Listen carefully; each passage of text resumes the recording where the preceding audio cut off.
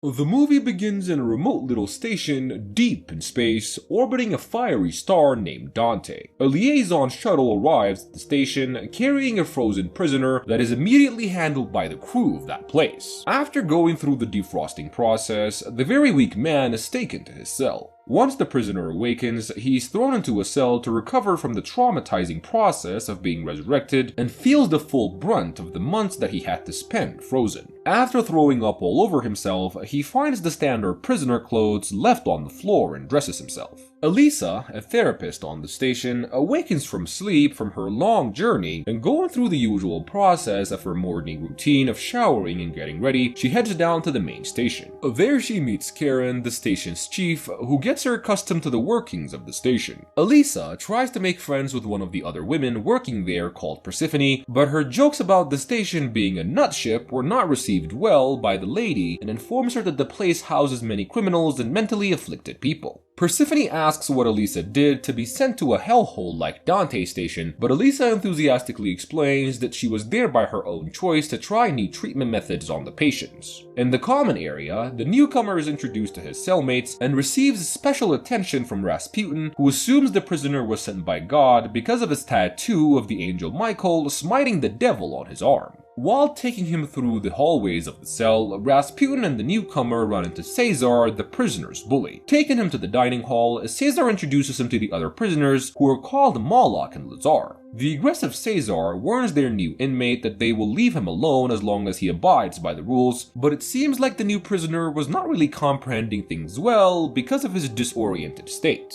In the working area of the prison, Persephone takes Elisa to the part of the ship where they monitor the inmates. She explains that they hear everything the prisoners do, which contributes to their study, but they avoid the video monitoring. Persephone then starts to introduce the new doctor to the prisoners, beginning with Buddha, a man who had killed many people whom he claims he felt sorry for and didn't want to witness their suffering. Persephone explains that the patient had fits of anger when he arrived, but he recently started to spend more time meditating. When Persephone tells Elisa that she doesn't know much about the man who arrived in the shuttle with her, she explains that he was found covered in blood in a drifting long-distance spaceship. Elisa continues to explain that the black box of the ship were so fried that they weren't really able to get any information. Out in the prisoner's common area, Caesar tries to show the new prisoner the workings of the place, explaining that he can use the card that they gave him to receive food 3 times a day. After an exhausting day, the new prisoner manages to get some time to himself after entering his private cell. A few minutes later, Buddha enters his room and sees the exhausted state of the newcomer and offers to give him some relief. Grabbing him by the throat, Buddha starts to choke the man, but before he can do much damage, Caesar and the other men hurry inside the room and stop him. The prisoners think of teaching the aggressive man a lesson and follow Buddha outside the cell, and the doctors monitoring the prisoners' every move notice the aggressive behavior and release a sedative gas to immobilize them, and Elisa then suggests a new type of treatment for Buddha, which Persephone doesn't agree to, but Karen takes the initiative and opts to try it out.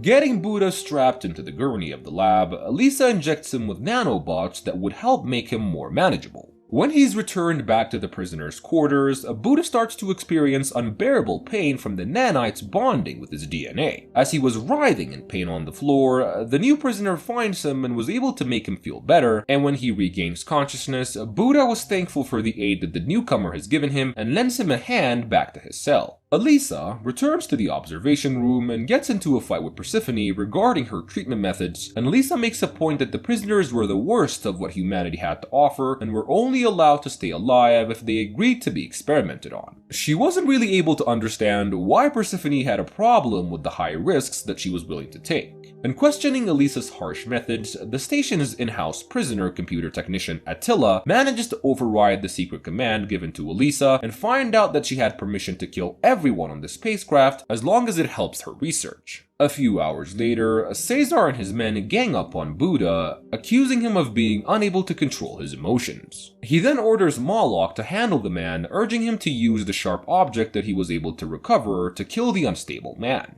Buddha promises that nothing like his previous outburst will ever happen again because he believes in the new prisoner, but Caesar refuses to believe him. When Moloch tries to attack Buddha, Rasputin intervenes and tries to protect the man by accidentally slicing Moloch's throat open. Noticing the very aggressive act, the doctors release a sedative gas again, and just before the new prisoner uses his inexplicable powers to save the dying man. The hands-on researchers, CR and BR, get to the common area in time to find the completely healed Moloch, unable to explain his miraculous survival. Injecting Caesar with a dose of the nanites, the researchers leave the prisoner's common area, and when he awakens from the recent dose of sedatives, Caesar feels threatened by the arrival of the new prisoner that they've now all started to call St. George, and orders Moloch to quietly get rid of him. Following their leader's order, Lazar and Moloch head to George's room and find Rasputin guarding the entrance. Ganging up on him, they immobilize the man and attack George, and Lazar stabs him to death, and feeling a sense of responsibility for the man who saved his life, Moloch carries George to the door and tries to get him medical attention before their area was gassed once again. After the researchers take in George for diagnosis, they are shocked to find all of his wounds are healed.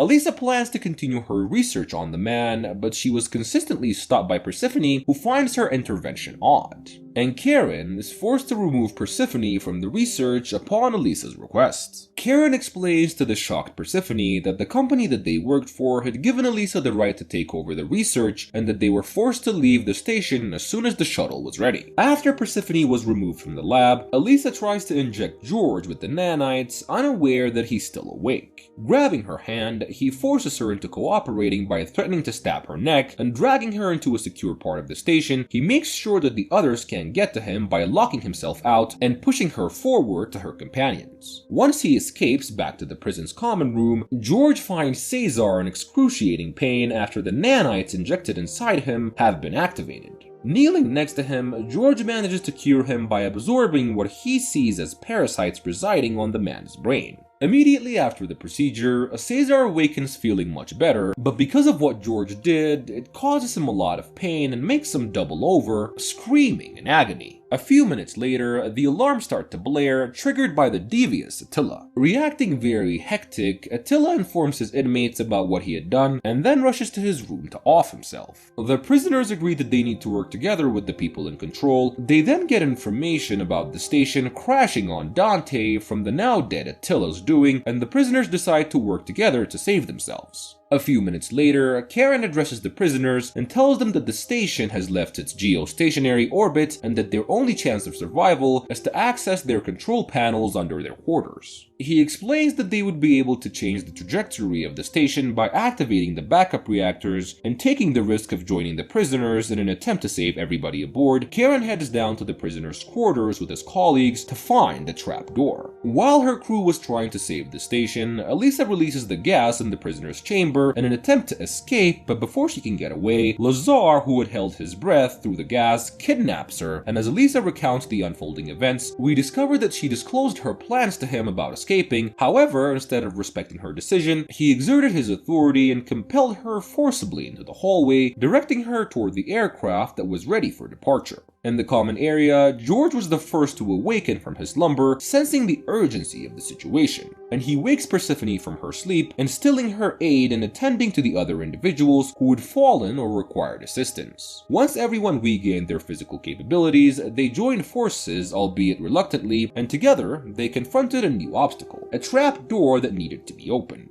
As they pried it open, they were confronted with a startling and hazardous sight: boiling water. This dangerous barrier obstructed their path, impeding their access to the crucial section of the ship that they needed to reach. In a desperate bid for survival, Caesar recognizes that their only hope lies on his willingness to take a daring step forward, and with a sense of duty, he selflessly volunteers to endure the scalding waters, wearing a protective suit to shield himself from the intense heat.